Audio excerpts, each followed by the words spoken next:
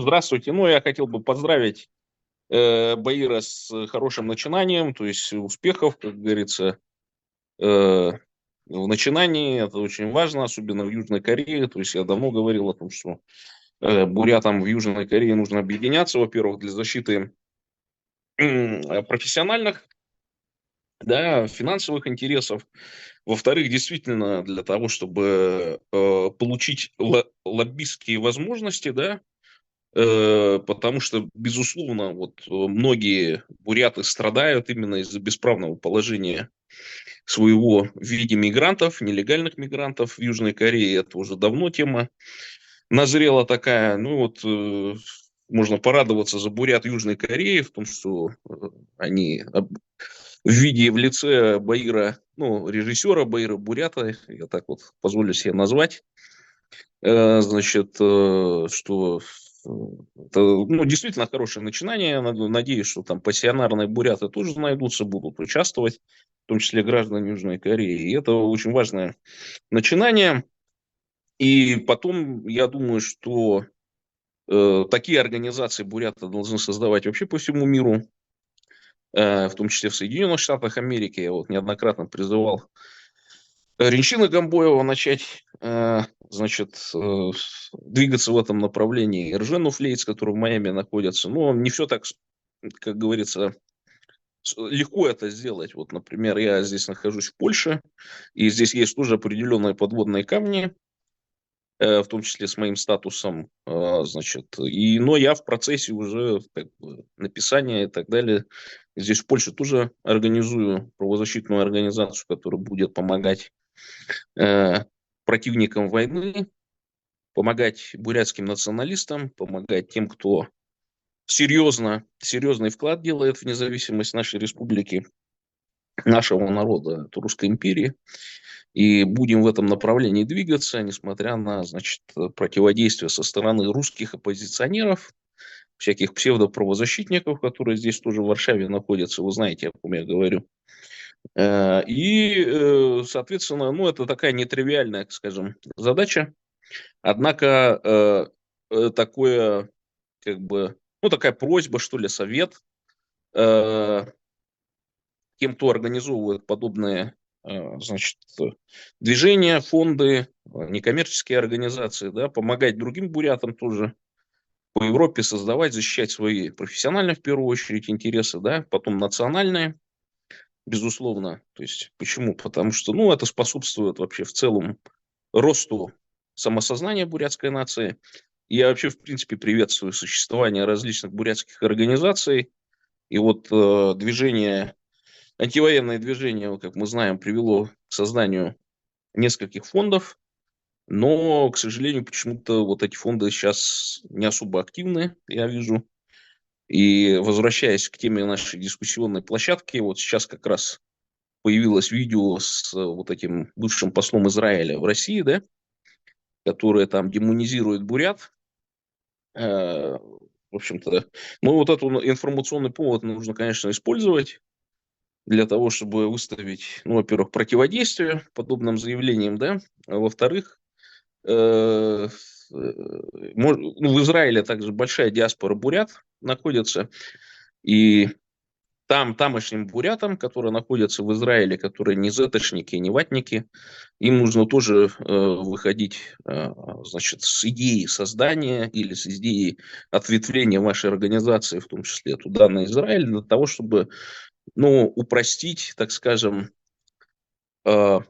не получение, может быть, политического убежища, ну, по крайней мере, затрагивая трудовые вопросы для того, чтобы Израиль, например, представители бурятской нации не так сильно фильтровал на границе. Вот, ну, пожалуй, все, что хотел сказать. Задавайте вопросы, кому интересно. Спасибо. Далее я задал Зуртану вопрос по основной теме нашего дискуссионного клуба. Смотри, сейчас дело в том, что действительно авторитарные режимы, они как будто бы получили второе дыхание, да?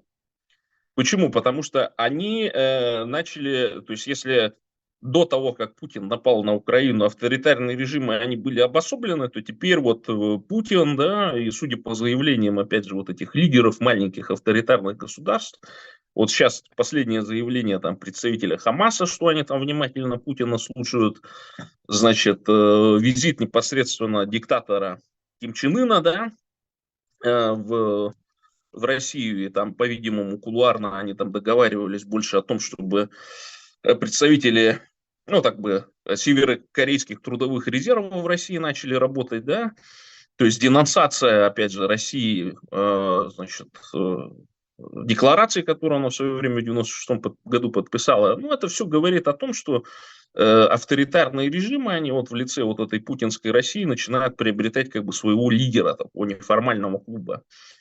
Я считаю, что конфликта между Южной Кореей и Северной Кореей не будет. Почему? Потому что, ну, это 100% будет означать конец северокорейского режима.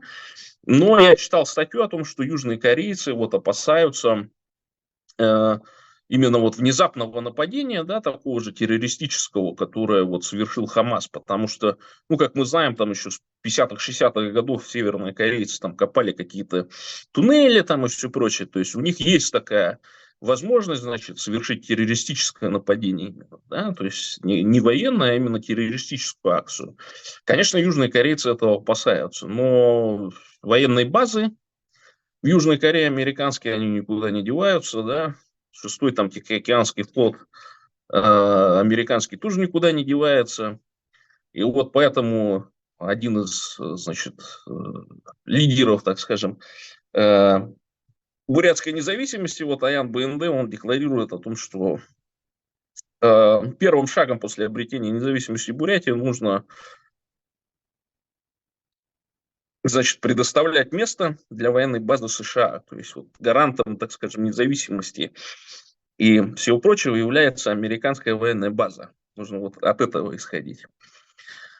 Ну и, естественно, то есть вот если посмотреть на деятельность бурятских организаций, да, вообще, в принципе, бурят, я вот неоднократно говорю, общаясь с, значит, представителями разных национальных движений, да, которые вот, так скажем, у колонизированных народов, там, чеченцами, башкирами, татарами, я говорю, что у нас ситуация у бурят была такая, что до войны вообще в принципе не существовало оформившегося движения за независимость. Ну, существовали там фрики какие-то, которые, так скажем, больше были направлены на некое там демократическое движение там, или еще что-то. То есть, ну, безусловно, без вооруженного восстания, что все это эволюционно.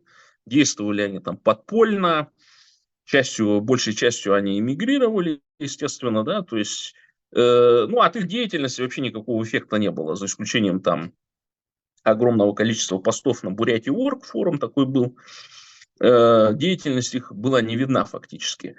И сейчас это пробудило, во-первых, создание организаций бурятских, в том числе правозащитных, за рубежом, это раз, это важно. Во-вторых, буряты как в миграции, так и внутри России начали открыто уже говорить о том, что бурятам нужна независимость. А это просто, ну, знаете, ну, вот огромный шаг для бурятского национального самосознания, да. Ну, я привожу пример, это вот такой же огромный шаг, как между бактерией, да, и вот уже, ну, так скажем, динозаврами. Вот такой шаг мы проделали за короткое время. Ну и надеюсь, что в ближайшем будущем появится гораздо больше организаций бурятской направленности. Не обязательно они должны быть правыми. То есть я приветствую создание центристских организаций, приветствую создание и левых организаций. Главное, чтобы они были. Главное, чтобы вот эти все путинские авторитаристы там в Кремле нервничали. Поэтому призываю участвовать. И в конечном итоге мы, я думаю, проведем Конгресс бурятского народа, проведем выборы в правительство Бурятии в изгнании.